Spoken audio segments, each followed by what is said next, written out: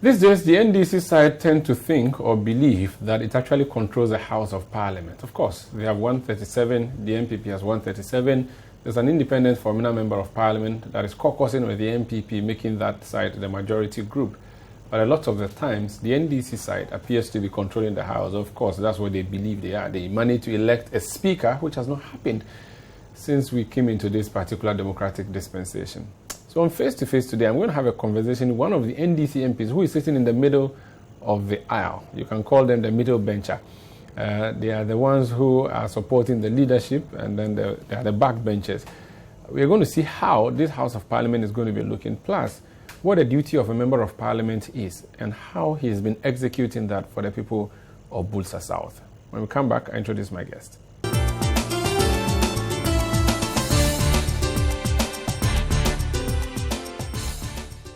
My guest on Face to Face today was a lecturer. He decided to abandon the classroom and go into politics.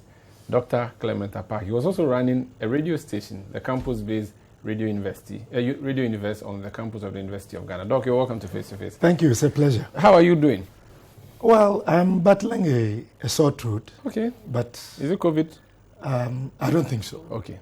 And I hope that is not the case. I pray for you that it should not be. Because I've taken my 2 shots. But if it is, I'm sure you have some herbs in your village that if you took you... I do. Actually, I like using neem tree. Okay. I boil it, and I do what we do traditionally. You get some huge blankets. Cover yourself. Then you sweat a bit. By the time you come out, you are sweating you are good to go. But I don't think it's COVID. There was even something that they used to do where my mother would pour water on the roof and then we'll stand under it and bath. I don't know what they call it, but that was thatch roof. That is right. And I'm sure all of those things were helping in We don't do that in Builsa. You don't do that? We will teach you various versions. We will teach you that. Do you miss the classroom? Honestly, yes. But sometimes I dream that I'm in the classroom teaching. That is my original profession, so to speak. But I think what I'm doing clearly is also justified. And so when you weigh the two, being a lecturer and representing a specific group within a defined geographic area with the goal to help improve their conditions of life, I believe that the transition is worth it. So let me understand. Are you on leave from the education service, as in education sector, or you've resigned? What kind of arrangement is it so that if you give up on politics, you want to go back? Are you able to go back? I'll have to apply for reappointment. Okay. Because the way it works is that you are allowed to go on leave without pay. Okay. But the maximum you can do is 4 years. Okay. So what usually happens is that you apply to the university, then you are granted 2 years, subject to renewal, another 2 years. But after that, you either go back to teach, or there's a vacancy in your or you write to the university indicating that based on the responsibilities that you now have, you are no longer able to come back to take your position. So given that this is my second term, when I exhausted the first 2 years, I applied for another 2 years. It was given. After that, I had to put in my resignation letter. I see. Because it became obvious. So technically, you are no more in the system. If you want to be a teacher again, you would have to apply. Yes, I will have to reapply. Okay. So you mean you are still following what's happening in the education sector at the university level? You have lecturer friends and so on. They have been on strike for more than a month. Do you understand what their situation is? And how do you reckon this situation or this problem can be addressed? Well, it is unfortunate that the lecturers in our public universities have had to go on strike. I believe we are getting to the 4th week. It's beyond 4th week. Thereabout. They started on 10th of January. Very well. And this 15th of Very February. well. Very prolonged. And I say it's unfortunate because as a former lecturer and as somebody who still would teach after I decide that I've done enough in the political arena, I know the conditions that university lecturers have to go through. And I say with all sincerity, the conditions of the university lecturer in Ghana is nothing to write home about. If you consider their workload, comparing them to colleagues in other parts of the world and even in the continent, vis-a-vis what they get from the state. And you see, no lecturer, no teacher would deliberately or intentionally want your student to suffer. Even when you hear teachers or lecturers going on strike, then that means all options available to them to seek redress have failed.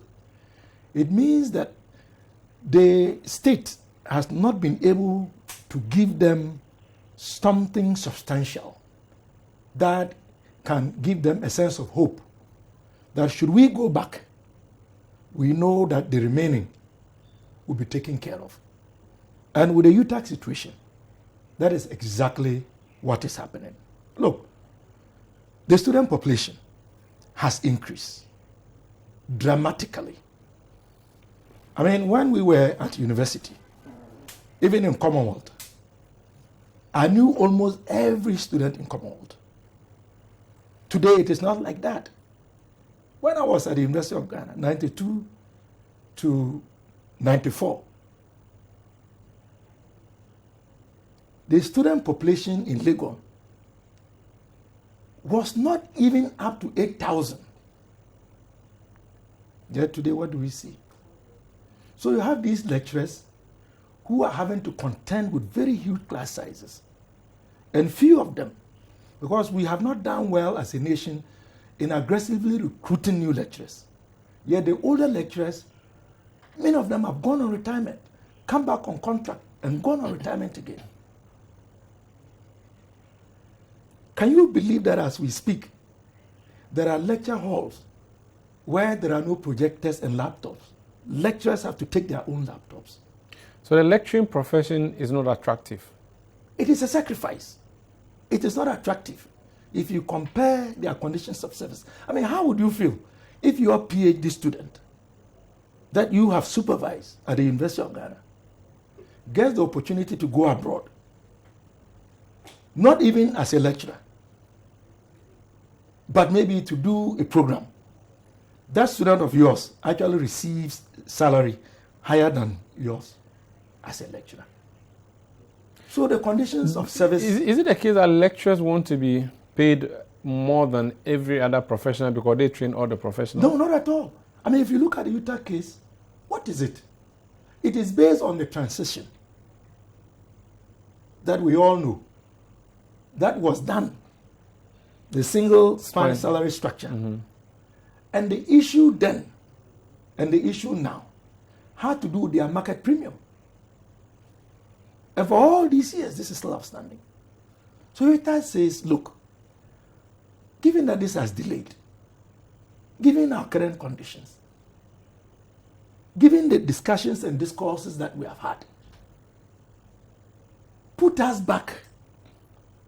Let us go back to what it was before. But that would be retrogressive because the plan was that the whole country moves onto the single spine. Retrogressive, but members of Utah were receiving a higher salary than today. Yeah, but it would be a selfish position to say let's revert to the old because there seems to be a structure that the government wants to work with. So then work with the structure.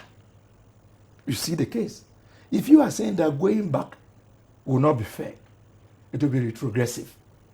Why don't you implement what you ought to give the lecturers today? But do you always have to resort to strikes?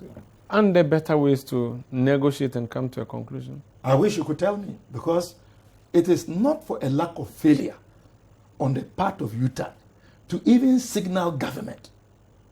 I mean, everything that is going on, Utah has never hidden their intentions. As a member of Utah, I mean, at large, I should say. Mm-hmm, mm-hmm. I belong to various platforms. I see what goes on. I see the conversations. UTAC has signaled almost every time that it intends to take action. You remember just last year, UTAC had initiated what they describe as a partial strike, where they refused to teach and to supervise long essays and project work, but they would do administrative work. Government intervened. And what was the complaint of UTAC then? That government and the entities and representatives of government expected to engage them had taken them for granted.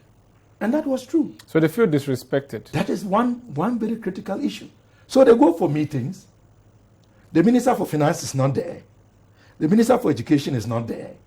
The Minister for Employment and Labor Relations is not there. They send low-level technocrats who don't have the capacity to make decisions that are binding or even to go and report to the ultimate authority. Sometimes you would have the Minister for Education and you wouldn't have the other two ministers. Other times you have two ministers and one will not be present. So of course, so that's what culminated in... Their time was being wasted.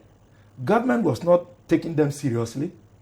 They were not getting the requisite and recognized personalities who, when they table issues, they would have the confidence that these issues would see the light of day. And that was one of the reasons that UTAG cited in the strike that they undertook last year. Mm-hmm. If you remember, it took the intervention of the Vice President, Dr. Mahmoud Bawumia, himself my senior, Simon Fraser University, Burnaby, British Columbia. Okay. He graduated before I went there. Okay. But as African students and as a Ghanaian student, you get to hear those who are your predecessors. He intervened. Assurances were given and made. Question is, what happened to those assurances that were given to UTAG, based on which UTAG then decided to call up the strike? So if those assurances, those guarantees had been given effect, I dare say that the current strike would not have come into existence. So UTAG feels taken for granted, not taken seriously. UTAG feels that they have become an afterthought. And UTAG members also see what is going on in the country. So they are demanding their pound of flesh. Rightly so. And it is going to take government to make the bold move.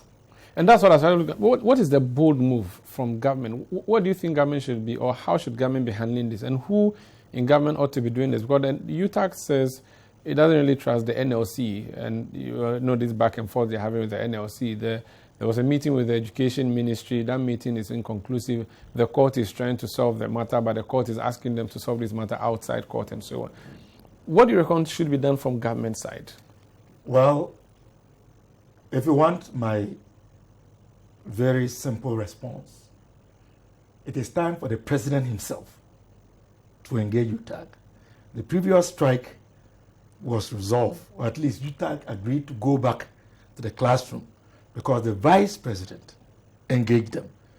I mean, logically, after the vice president, who else can you go to than the man who is the custodian of the public purse? Sanda, look, we shouldn't beat about the bush. This is about money. It's about resources. And the only person who can truly speak, and I believe at this point, for UTAG to have a sense of hope that their issues will be addressed, is the president. What if there's no money? You people have Why refused wouldn't there be money? You refuse to approve the e-levy and so on. So, but the e-levy is just about 7 billion. Yeah. We are talking about a budget in excess of 145 billion. And I've seen the education budgetary allocation. It's in excess of 17 billion. Education alone, for the year 2022, the budget is in excess of 17 billion. So granted, there's money. E-levy is passed if they can mobilize their 137 plus 1. Well, we will not vote for e-levy. I mean, that one is not negotiable.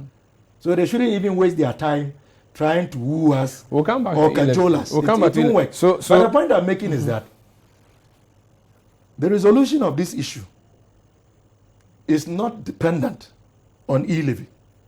Government should be able to find the resources. Okay. And you believe that these resources are there to make this payment.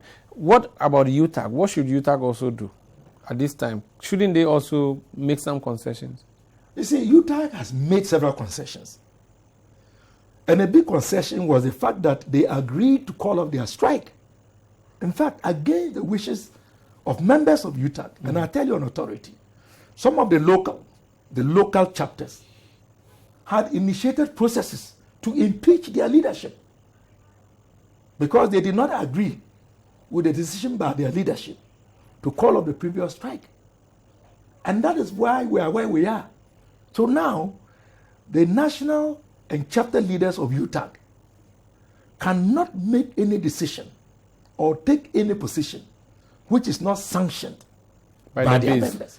So it is now the base that decides what happens. But you see, there's a principle that you can't negotiate while on strike. That would be bad faith.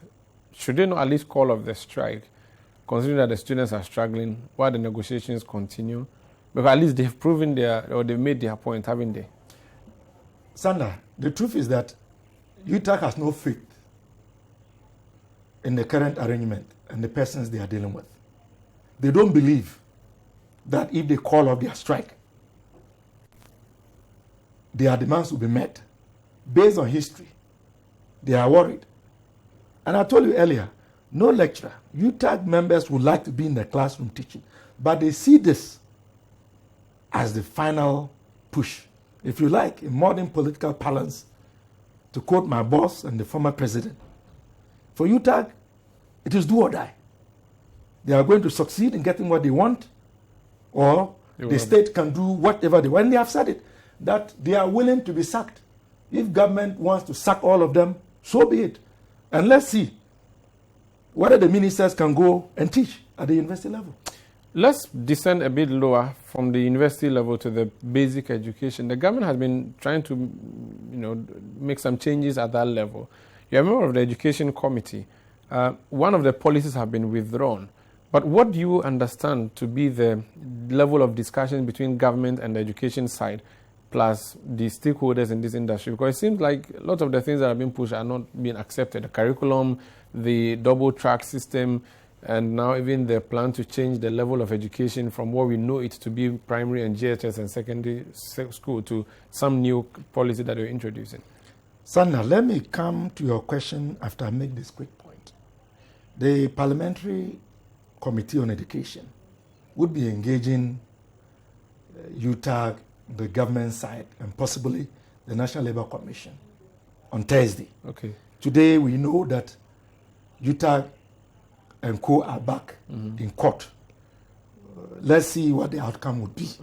Perhaps our meeting on Thursday may be moot based on what comes out. But I just wanted to put that on record. Now you are talking about basic education. The situation in that segment of our educational system is very worrisome and indeed sad.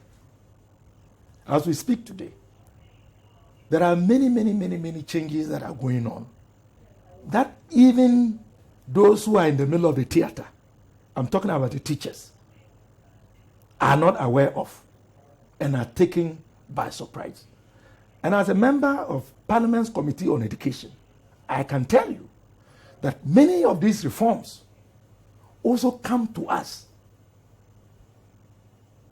through the public space. Since I became a member of the committee,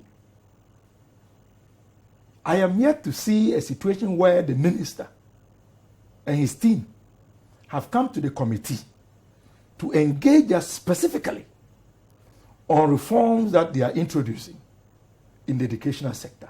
And that is most unfortunate, because education requires a collective effort. There are different players who have to come together and work together to ensure that teaching and learning goes on the way we all want it to be. But when you have a situation where a committee of parliament gets to hear about reforms in the public space, when teachers get to hear about reforms in the public space, clearly, that cannot be the way to go. And you cited some examples. We know that at the basic school level, government introduced what government describes as the standard-based curriculum. This is going to 3 years now. Textbooks. The standard-based curriculum indicates that things ought to be done a different way in terms of teaching and learning. And that will mean that there has to be teaching and learning material to guide the implementation of the standard-based curriculum. What is standard about a standard-based curriculum that we are practicing without standard teaching and learning material? By definition, the standard-based curriculum will require that the primary 4 people in a school in Accra should be studying and understanding the same material as a primary 4 people in English Arabic primary school in Fumbisi. But that is not happening. So then you ask yourself, does it make sense? Whose big idea was it to bring an existing curriculum to a certain end when you knew that you were not fully prepared to roll out the new curriculum? So as we said, our basic schools across the country don't even have one single textbook based on the new curriculum. And that presents a challenge, not only to the learners, but even to the teachers as well.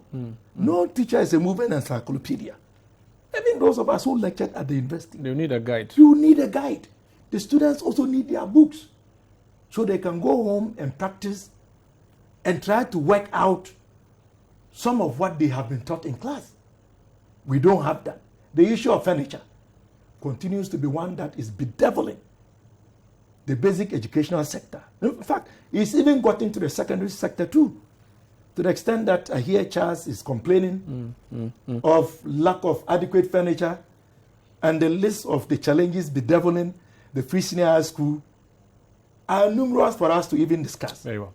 This is Face to Face on City TV. My guest is a member of the Education Committee of Parliament, who is also a member of Parliament for Builsa South, a former lecturer, or a lecturer on hold, Dr. Clement Apaak. When we come back, we'll talk about other things. He's also with the, or on the Public Accounts Committee of Parliament. They've been looking into the national purse, how it has been expended.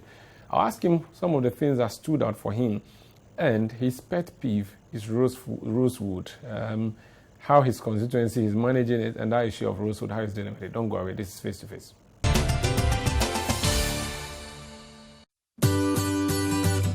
City TV is live on DSTV. Go to channel 363. On GoTV, access City TV on channel 182. On a digital TV, please press the menu button on the remote control and run a new search on your TV. Take note that without an antenna, you cannot access City TV on your television. City TV can be accessed on a free-to-air digital box like the GoTV and Star Times box. City TV, it's your world.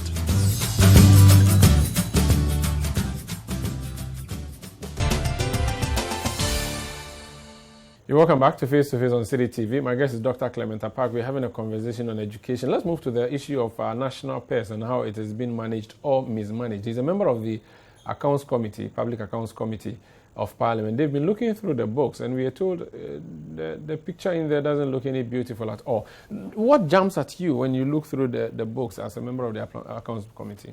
Well, I would say a lot, but before I get to the Public Accounts Committee, in fact, we are sitting. I had to ask for permission to be here. I just needed to make a few more points about some of the challenges facing basic education. We spoke about the lack of textbooks to accompany the new curriculum. The other issue is the fact that government owes 4 tranches in arrears to the basic schools, what we call the monies that they give them, capitation, the capitation grant, which is monies that government gives to the heads of basic schools to procure things like chalk, registers, to undertake minor adjustments here and there in terms of innovations. They are owed 4 tranches. And so although basic schools have reopened, many of the schools, there isn't effective teaching and learning going on. Because many of these headmasters have had to borrow or to go and procure those items on loan. Those who gave them those items on loan are no longer willing, and some of them are even being pursued. Is that the best we can do? And there are many junior high schools. Who can solve that problem? Of course, it has to be the state. Is it disinterest or lack of capacity? I think that it is both. Because as a rural MP... For a party that has campaigned to fix education, it can't be disinterest. Well, then maybe it's lack of capacity. But I think it's both. Because as a rural MP, I can give you several examples. Even the rationalization of teachers. In my own community, I've even had to make a direct appeal to the Director General of GES. You have a junior high school with only one teacher. No ICT lab. They've never even seen a computer. I've had to buy 24 desktop computers to distribute so that the children can even see and touch and know what a mouse is. This is the situation. And yet, our interest is to build e-blocks and to start training students to become aeronautic engineers when we cannot even provide computers. But I started with you. You started the e-blocks without, fixing the computers at the basic level. We fixed the computers. The computers. No, I said the V-blocks. The computer did not just disappear. Did I say e-blocks? Yes, you said e-blocks. I should be saying V-blocks. Which one is that? Oh, you are not aware that the president cut the sword for the construction of V-blocks? Yeah, but you also started e-blocks when you did not fix basic education. We didn't finish, but we're making schools. Yeah, but it's not like the computers were there and after Mahama, then all the computers were taken. They were not there. The computers were not there. We started. We remember how a teacher was fighting or crying for chalk. You remember that? Yes. We don't forget. But did you pursue to understand why that happened? We remember what happened. There was no chalk. It was capacity, lack of capacity. When the reference was made, did the teachers say that it was because they didn't get their capitation grant? So let's move on to the issue of public accounts. But the point to be made is that we have challenges in our educational system, from basic all the way to tertiary. Okay. We can find time for that. All right. Coming to public accounts, the issues are many. And it is heartbreaking and heart-wrenching. For me, as a member of the Public Accounts Committee, in the 7th Parliament and 9th, 8th Parliament, that we are not able to hold people accountable as a committee. That is very frustrating. And it is even more worrisome because when Domolevo was the Auditor General,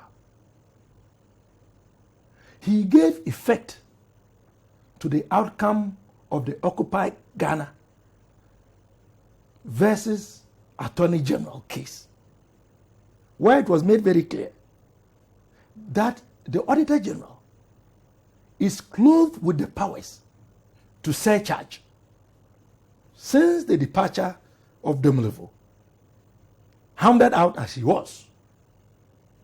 Suddenly, the system has rolled back to the status quo. And that to me is a very unfortunate and retrogressive. So we have to come sit, we invite the auditees, we go through the report, monies that cannot be accounted for, PVs on the issue that have not been found. I'll come to what you found, but on the details of Domolevo, you were saying that things are not looking good after him, but don't forget it is his successor who has put together a document that has made your committee sit to be interrogating whoever it is interrogating. So clearly you can't say that the one who replaced Domolevo is doing a poor job. That's not the point I made. Okay. My query is the decision not to give effect to the powers granted the Auditor General. Are they not discretionary powers? to surcharge. Yeah, but they are discretionary. But why should they be discretionary? Somebody has misappropriated money. Somebody has embezzled money. Somebody has misapplied money. Somebody cannot account for PVs totaling 1 million. Somebody has paid people who should not be paid. Somebody has been paying people who have left a service. And you don't take immediate action. Shouldn't the discretion be in the public interest?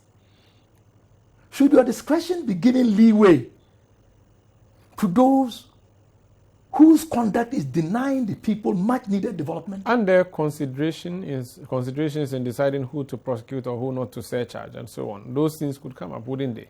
Yeah, but we've not even had one instance. I have yet to hear one instance of any surcharge. Are you saying in the report there's no mention that company A or B has been surcharged for what they did, or person A or B has been surcharged for what they are ruled? I can show you the report. There is nothing in there. There is nothing like that. We have to look at it, ask the auditors, and then make a recommendation. And our recommendation is going to go to the plenary. Because remember that the Public Accounts Committee, although it is one of the very few, if not only committee actually recognized in the Constitution and given a mandate, we don't have the power to do anything on our own.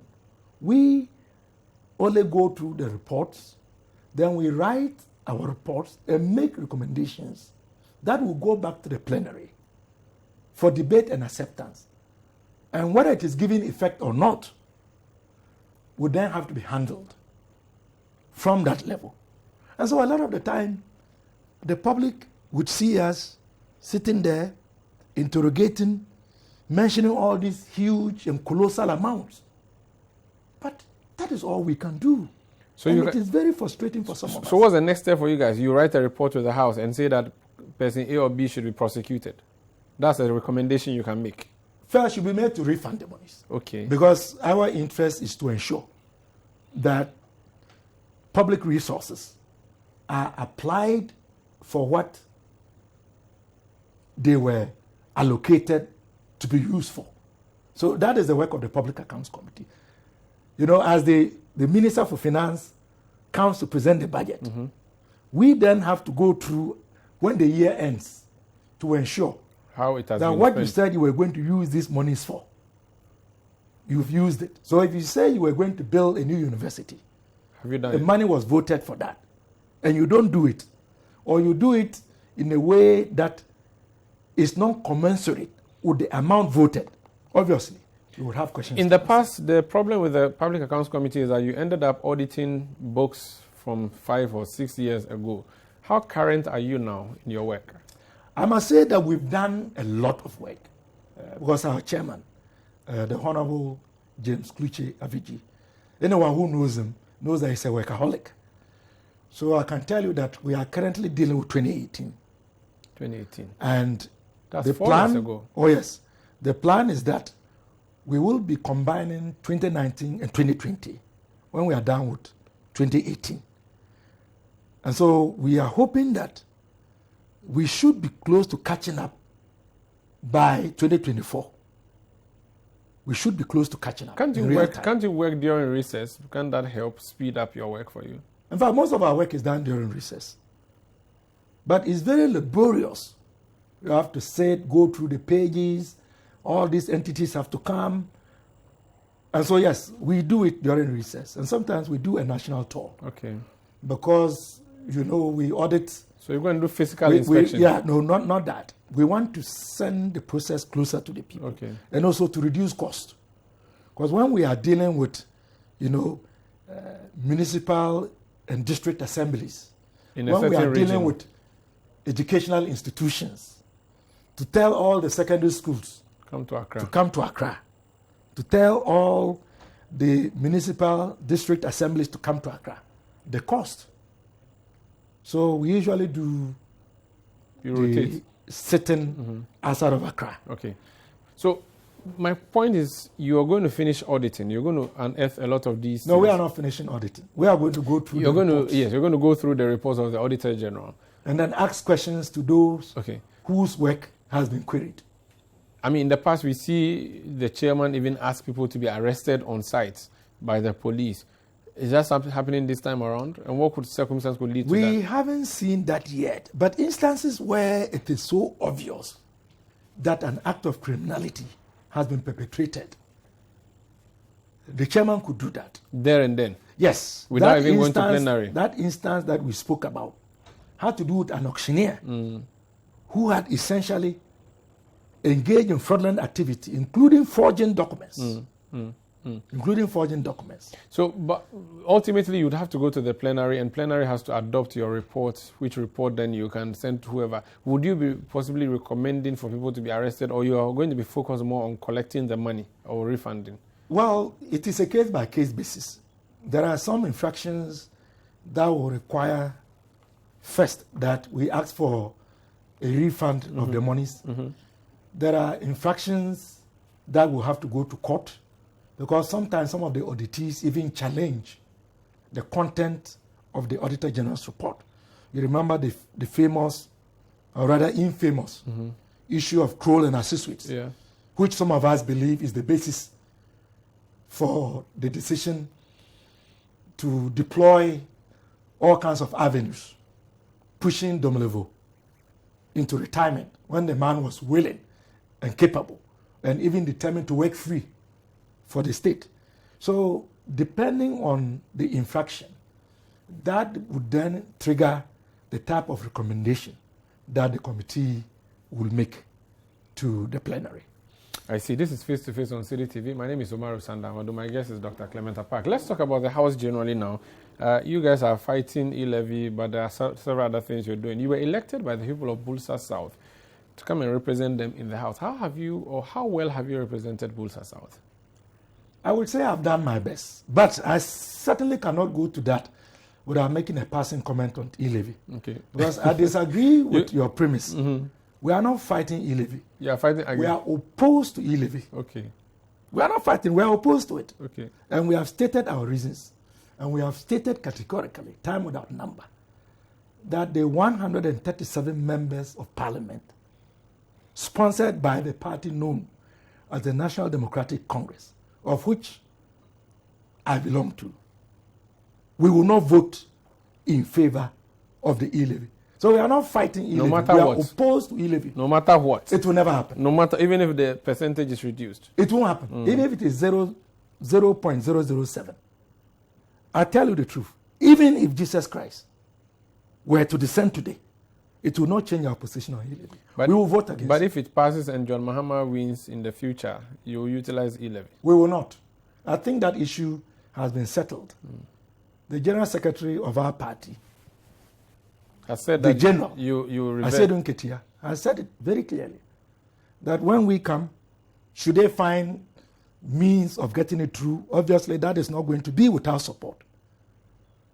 It will be reversed in the first 100 days. And I've said before. Now that the speaker is back, they're going to get the numbers. They have the 138, and they would vote. But we are not worried.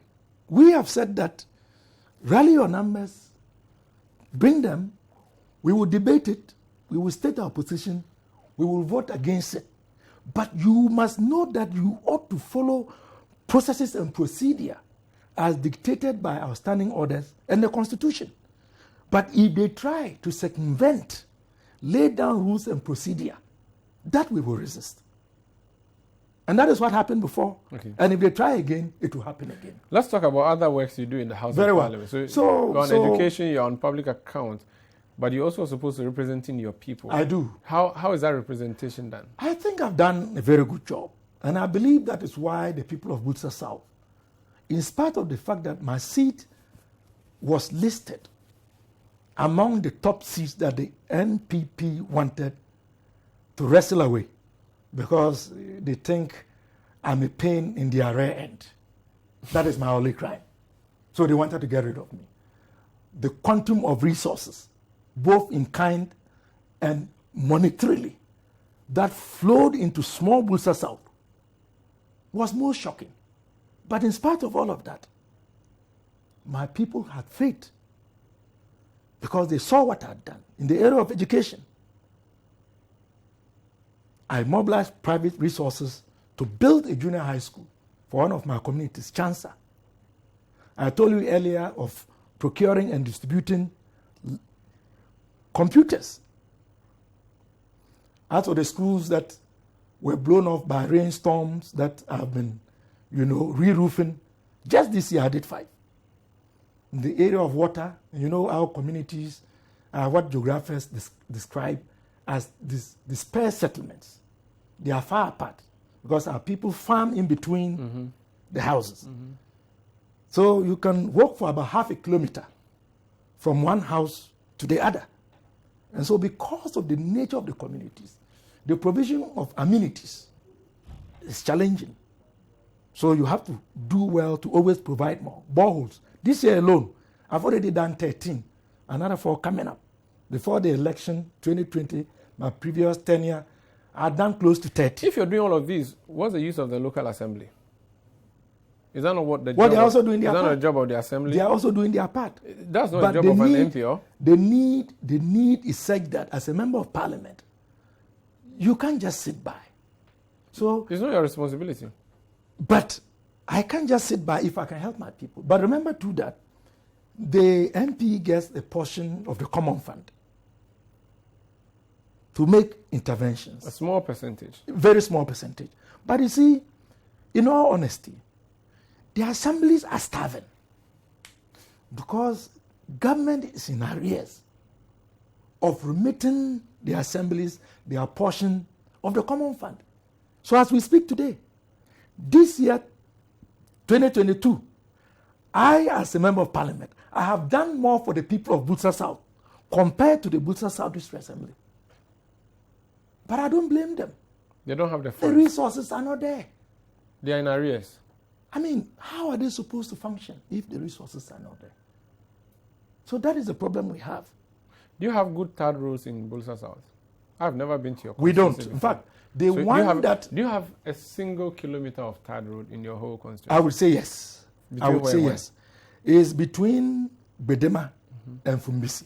And it's bitumen. It's bitumen. I mean, it's not done yet. But I think the first and second layers. Not asphalt too. I just want normal coal tar. Quota, yes. You have that. Yes. But it's Fumbisi in your constituency. Fumbisi is my capital. Fumbisi is your And capital. Bedema is one of my communities. I see. It is being done by a contractor known as My 10. Okay. In Do you have electricity? Electricity, some communities. Rural communities. You don't, Some communities, not all. Not many. So I'm lobbying, I'm advocating, I've written letters. Even mobile telephony is a challenge in some of my communities. So if you want the challenges, roads, electricity, water. You don't have Ghana Water Company water, do you? No, we have small town. We have small town water systems. The one in Fumbisi has just started. They are still working on it. But the one in URC, that is available. What's your population? The last time I checked, we should be in the range of 40,000. But the voters will be less than that. Yeah, the voting population is about 18,000. So that's like half. Yes, it's about 18,000. 40,000 people. You have a big market? We do. Fumbisi market is one of the biggest markets. But it's in a dusty park, I presume. Very, very. Most With of small Builsa South, stalls. our roads are not in good shape. Is it the kind of market that rotates every 4 days, or there's a fixed day in the week? Ours is weekly. So on which day? It's every 7 days. 7 days. So every Sunday or every Monday. Yes. And then people bring food stuff. You have farmers. They have crops. They come, basically. Ours is a food basket because our neighbors, Upper West and Northeast, and our own people, they are mainly agrarian. I mean, they farm. If an They rear animals. If an investor wants to come to Builsa South, what would you ask them to venture into? Rice. Rice. You know the famous Fumbisi Rice Valley. You have lots of that. Although it is in Bedembilisi. But because Fumbisi is the capital, They use it. it has been named. So rice is number one. This is- Animal husbandry. I Guinea just fowls. ask you for one. This is Face to Face on CDTV. My name is Umaru Sandamadu. When we come back, Rosewood is one subject he keeps talking about. He's actually been campaigning and fighting. He's fighting Rosewood more than he's even fighting E-Levy. I'll ask him how successful he has been in that fight, or otherwise. Don't go away.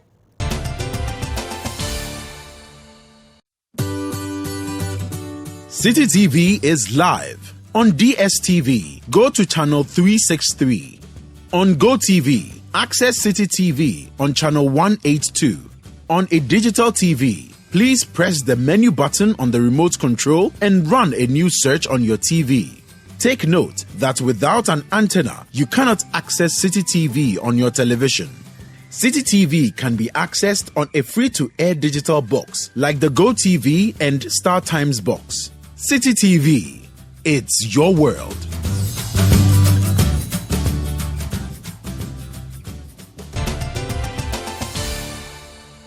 You're welcome back to Face to Face. We're talking about Builsa South, your constituency. So you have rice, you have a lot of budget. Rosewood seems to be the one that you've been campaigning the most about. How has that gone? And do they cut the wood from your place or they bring it from Upper West? What's the situation? I know the Ministry of Lands and Natural Resources has moved in to deal with that issue. You see, the issue of Rosewood is a very nuanced issue. Mm-hmm. They started with what we call off-reserve.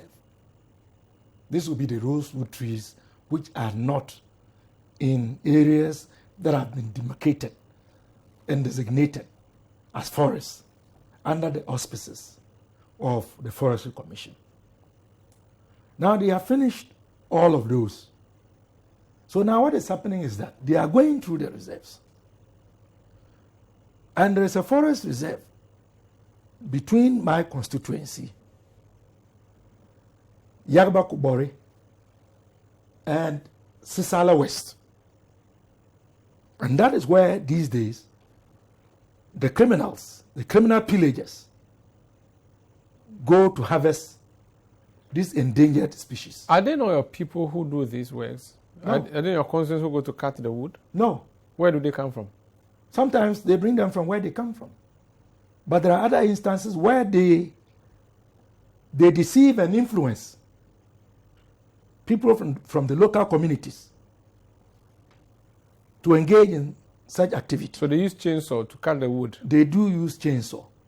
But we have been educating our people. So the participation of the indigenes has reduced dramatically. But these people come with their own people with sometimes fictitious documents, sometimes official documents. With clearance? That is what they claim. And this is what they use, if you like, to bully. Sometimes they literally bully the indigenes. Power from above. Who gives clearance? The presidency, the ministry. And these are indigenes who, by and large, are not educated like you and I. So until it comes to our attention, or others who are educated, who can then look at these fictitious documents and be able to decipher that these are indeed fictitious documents, many of the local folk, they easily give in to these criminals when they come. Why are you against the felling of the trees if it will be used for our own domestic purposes, furniture works? But is it being used for your own domestic? Is that not what it is used for? No, it is exported. To where? Well, China is the main destination, and for good reason. So do we have Chinese people in the forest harvesting the trees? There are instances where Chinese people have been there. We know of instances where they have even established in some of the forest. There was a time a Chinese was arrested, and that became a big issue for you. And she disappeared. Yeah. How do you explain that? There are instances where we have discovered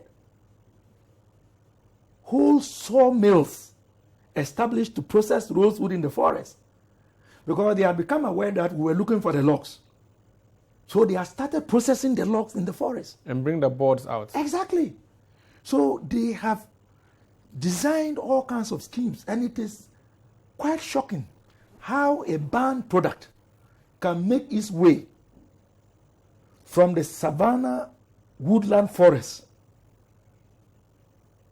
with all the checkpoints that we have to the Tema port. Remember, not long ago, I was taken on the minister because there was some discovery of some 5 containers. Is there complicity at the ministry? There is complicity in the system. There is complicity in government.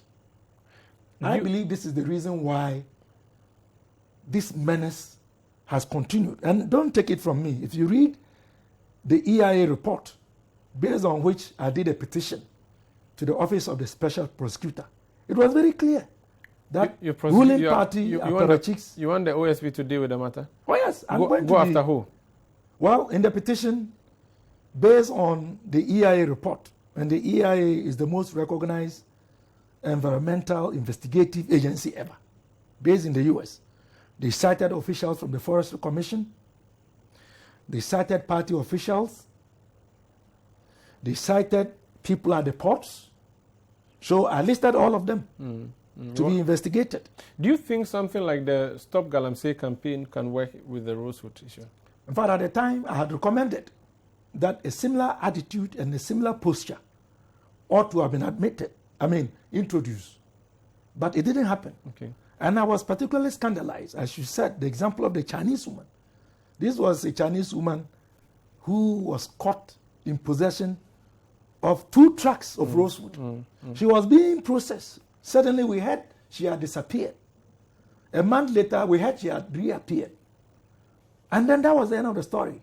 The next time we heard, she was in China.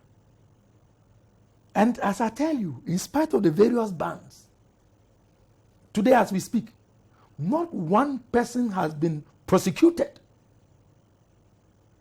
for violating the laws in as far as Rosewood is concerned. What does that tell you?